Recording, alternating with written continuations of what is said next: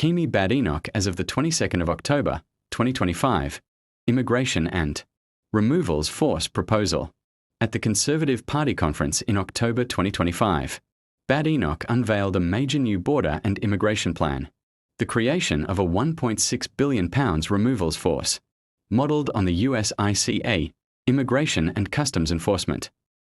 The force would aim to deport 150,000 people per year, with sweeping new powers including unannounced facial recognition checks, mandatory immigration checks by police during stops or arrests, and reduced appeals of tribunals.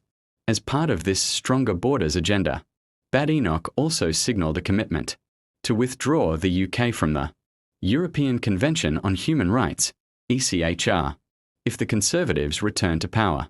The proposals drew criticism from opponents and civil rights groups, who warned of threats to legal protections and rights for refugees and asylum seekers.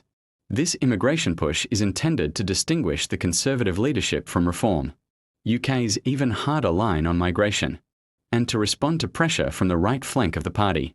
Tax and housing policy, abolishing stamp duty. One of Badenoch's headline announcements at the 2025 Conservative conference was a pledge to abolish stamp duty on primary residences. The policy is pitched as enabling home ownership and removing a barrier in housing markets. Reaction has been mixed.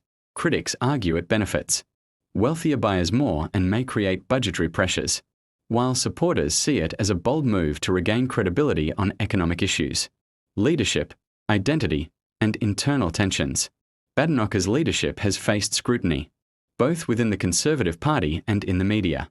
Some recent commentary and reporting highlight she has acknowledged experiencing racially tinged attacks and alleged that ethno-nationalism is rising online.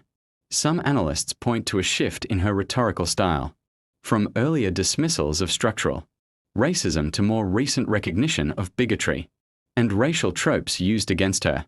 There is speculation around how she is balancing her identity, British of Nigerian heritage, and frontbench politics as she seeks to maintain authority and leadership direction. Internally, she reshuffled her shadow cabinet in July 2025, bringing back James Cleverly to a prominent frontbench role, while others such as Robert Jenrick were sidelined. Polling remains a challenge. The Conservatives sustained heavy losses in the May 2025 local elections, often described as a bloodbath for Tory councils.